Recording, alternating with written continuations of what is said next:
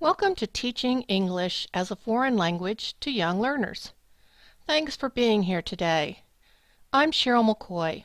I'll show you how to make a simple, printable board game.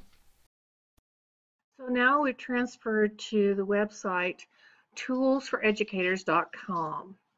And as you can see, it's got a lot of history to it. It's one of the old style websites, but it is chock full of information and other things that you can use for your class.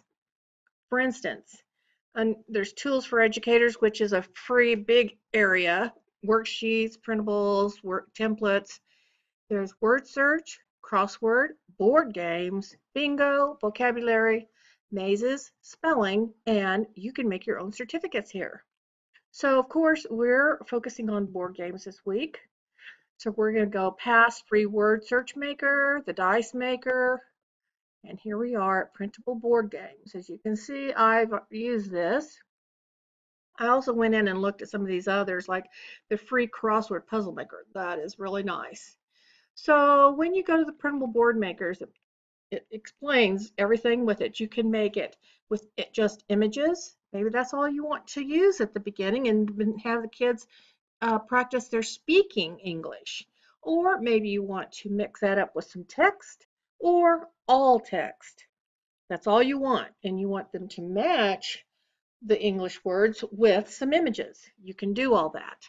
We're going to click on printable board games and we're going to go here and see how easy it is. As you can see, all the other information listed, and there are more game board options listed below. So game with text only, images only, image with some text. Let's pick fruits and vegetables.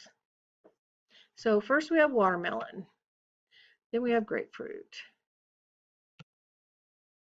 cucumbers, blueberries, garlic, eggplant.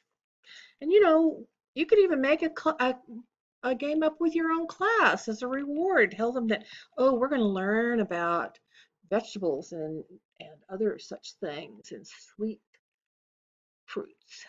Bananas, Chinese cabbage. Oh, I love that. Stir fry. And then just talk about that with the kids as you go through. Scallions are good. Oop, radish isn't spelled right, so I'm not going to put that in there. So you get the drift. Let's move ahead 5 somewhere else. Let's put it right in the very middle.